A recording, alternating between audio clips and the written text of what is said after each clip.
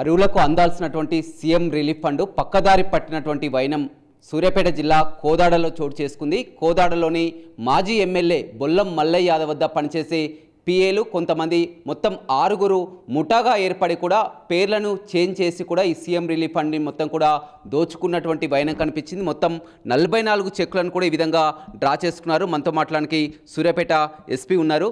Sir, మొత్తం మీద ఇది పేదలకు అందాల్సినటువంటి సీఎం రిలీఫ్ ఫండ్ ఈ విధంగా పక్కదారి పట్టుకున్నారు. ఈ విషయం ఎలా వెలుగులోనికి వచ్చినది? ఇందులో ఉన్నటువంటి ప్రధాన సూత్రధారులు మనకు సూర్యాపేట జిల్లా కోదాడ టౌన్ కేంద్రంగా గత ఎమ్మెల్యే బొల్లం మల్లయ్య యాదవ్ గారి రిఫరెన్స్ తోటి ముందుకెళ్ళినటువంటి 44 సీఎం రిలీఫ్ ఫండ్ చెక్కులని అసలైన లబ్ధిదారులు కాకుండా వేరే లబ్ధిదారులకి ఫేక్ లబ్ధిదారులను క్రియేట్ చేసి వాటిని డ్రా చేసి వాటి నుంచి లబ్ధి పొందే విధంగా ఆయన ఆఫీస్లో పనిచేసేటువంటి సోషల్ మీడియా కోఆర్డినేటర్ నరేష్ అనే వ్యక్తి, అదేవిధంగా ఆయన దగ్గర ప్రైవేట్ పిఏగా పనిచేసినటువంటి వీరబాబు, అదేవిధంగా మధు, వీళ్ళకు సహాయ సహకారిగా వ్యవహరించినటువంటి రాంబాబు, అదేవిధంగా సందీప్ అండ్ రంగిశెట్టి వెంకటేశ్వరరావు, ఈ 6 వ్యక్తులని ఈరోజు కోదాడ టౌన్ పోలీసులు అరెస్ట్ చేయడం జరిగింది.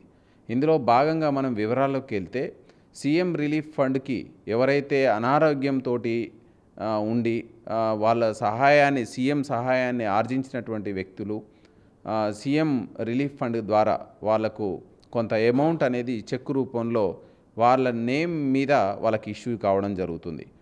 ఇది 2023 అసెంబ్లీ ఎలక్షన్స్ కంటే ముందు శాంక్షన్ అయినటువంటి ఒక 44 చెక్కులు పంపిణీ చేయకుండా, ఎమ్మెల్యే గారు పంపిణీ చేయకుండా ఆఫీస్లో ఉన్నటువంటి చెక్కులని ఈ సోషల్ మీడియా కోఆర్డినేటర్ నరేష్, అదేవిధంగా ఆయన దగ్గర గతంలో పిఎల్గా పనిచేసినటువంటి వీరబాబు అండ్ మధులు, వీళ్ళు తమకు లబ్ధి చేకూర్చే విధంగా వీటిని ఎలాగైనా తమ మొత్తం మనీని వాళ్ళు ఎట్లనైనా స్వాధీనం చేసుకోవాలనేటువంటి తపనతోటి ఆ వ్యాలిడేట్ అయిపోయినటువంటి చెక్కులండి, డేట్ వ్యాలిడేట్ అయిపోయినటువంటి చెక్కులని ఈ సందీప్ అనేటటువంటి హైదరాబాద్లో కంప్యూటర్ ఆపరేటర్గా పనిచేసేటువంటి సందీప్ అనే వ్యక్తి సహాయం తీసుకొని ఆ సీఎం రిలీఫ్ ఫండ్లను చెక్కులను మళ్ళీ వ్యాలిడేట్లోకి తీసుకొచ్చి సిమిలర్ నేమ్ ఉన్నటువంటి వేరే వ్యక్తులని ఎంచుకొని వాళ్ళ యొక్క అకౌంట్లోకి ఈ యొక్క సీఎం రిలీఫ్ ఫండ్ చెక్కులను డిపాజిట్ చేయించుకొని వాళ్ళకు కొంత డబ్బు ఇచ్చి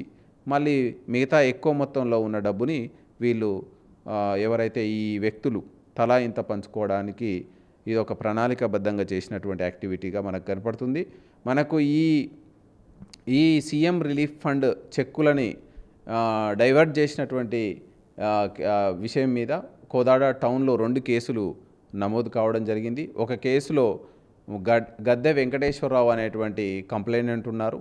అతని పేరుని గడ్డం వెంకటేశ్వరరావు అనేటువంటి వ్యక్తి ఖాతాలోకి డబ్బులను మళ్లించి 1,50,000 రూపాయలని వాళ్ళు సీఎం రిలీఫ్ ఫండ్ని అసలైన లబ్ధిదారునికి చెందకుండా వీళ్ళు ఎవరైతే ఎక్స్ఎమ్మెల్యే గారి ఆఫీస్లో పనిచేసేటువంటి వ్యక్తులు, దానికి సహాయ సహకారిగా చేసినటువంటి వ్యక్తులు పంచుకోవడం జరిగింది. అంటే మీ ఇన్వెస్టిగేషన్లో ఏం తెలియదు సార్? వీళ్ళు ఎక్స్ఎమ్మెల్యేకి తెలుసా ఈ విషయం? తెలిసి చేశారా, తెలియకుండా చేశారా? ఎందుకంటే అతను వద్ద పనిచేస్తున్నటువంటి వాళ్ళు.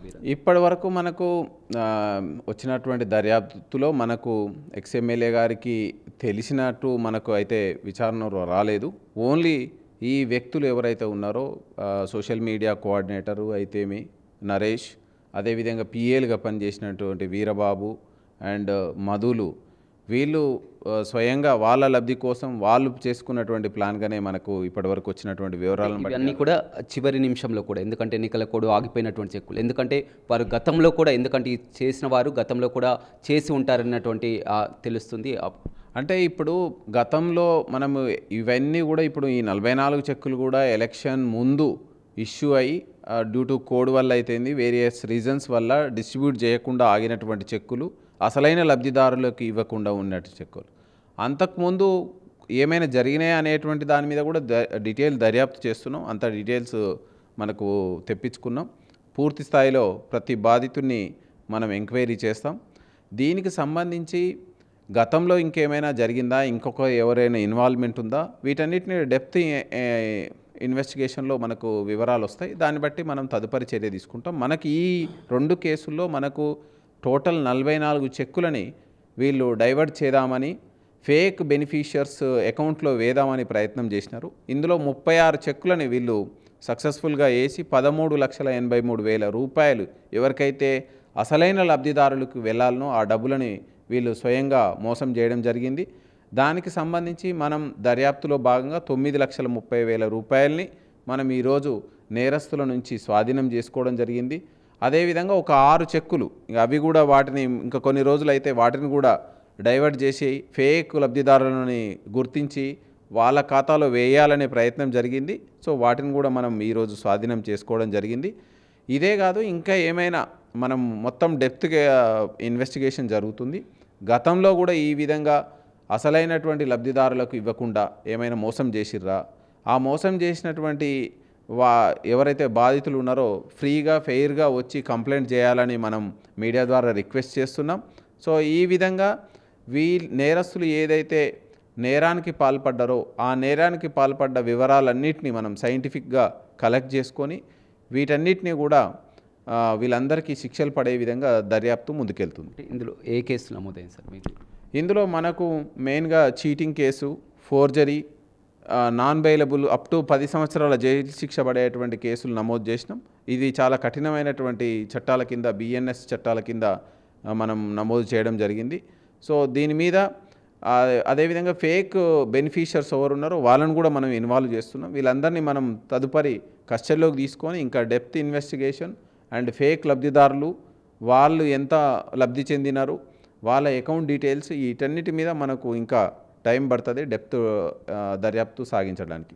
రైట్, చూసారు కదా, పేదలకు అందాల్సినటువంటి సీఎం రిలీఫ్ ఫండ్ లబ్ధిదారులకు అందాల్సినటువంటి చెక్కులని కోదాడ నియోజకవర్గ పరిధిలో గత ప్రభుత్వ హయాంలో కూడా మాజీ ఎమ్మెల్యే వద్ద పనిచేస్తున్నటువంటి వ్యక్తులు ఈ తతంగానంతా కూడా నడిపించడం జరిగింది. సుమారుగా 44 చెక్కులను కూడా లబ్ధిదారులకు అందించకుండా ఫేక్ లబ్ధిదారులు ఏంటంటే ఇన్షియల్ వేరే ఉండి అదే పేర్లతో ఉండి ఇన్షియల్ వేరు ఉన్న వారిని ఫేక్ క్రియేట్ చేసి కూడా ఈ విధంగా మొత్తం కూడా 44 చెక్లను కూడా మొత్తం కాజేసినటువంటి పరిస్థితి కూడా వెలుగులోనికి వచ్చింది. ఇంకా చాలా వరకు ఉండి ఉంటారు. ఎవరైనా బాధితులు ఈ విధంగా కూడా సీఎం రిలీఫ్ ఫండ్ అందాల్సిన వారు రాలేకపోయి ఈ విధంగా ఉన్నా కానీ వెంటనే కూడా ఫిర్యాదు చేయాలని కూడా సూర్యాపేట ఎస్పీ చెప్తున్నారు. వీడియోస్ రవితో రమేష్, బిగ్ టీవీ, సూర్యాపేట.